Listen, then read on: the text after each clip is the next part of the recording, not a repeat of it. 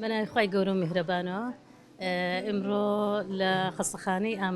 مەهرەبانی ئامادە بووین سوپاسیانەکەین بەڕاستی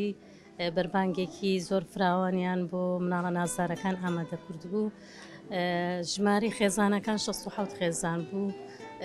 259 سوودمەند من لەم بەربانکە دیارە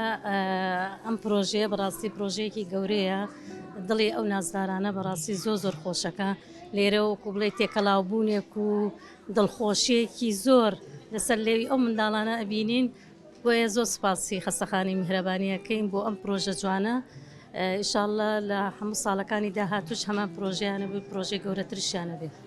انشاءالله بخير بني اخوة خواهي قورة لمهرباني ولي اوش قبول بك ان شاء الله بنسبة بيمي تندرستي وبو من الله ناس داركان يا لبيشوترا هيج بروجو كاري خير خوازي ترسم بيكو انجام دا ولا قال مهربانية بەڵێ وەکو پیمی تەندروستی پارەکە خەستەخانەی میهرەبانی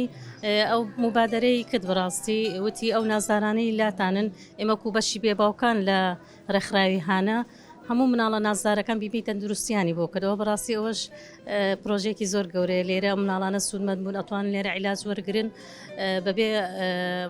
بڵێن بەبێ مقابل ئەو شتێکی زۆر گەورەیە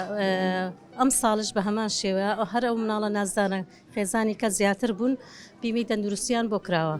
انشاءالله زیاتر و فراوانترشە بێ انشاءالله اي چیتان هەیە بۆ ئەو خێر خوازانەی کە پشی خێریان کڕیوە لێرە بۆ ئەوەی خزمەتی ئەم مناڵانەی پێ بکرێ و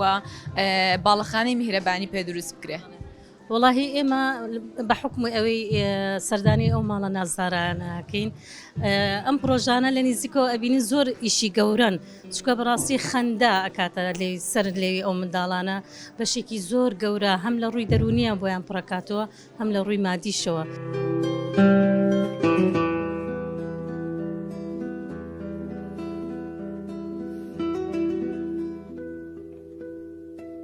میهرەبانی دڵسۆزی و لێزانی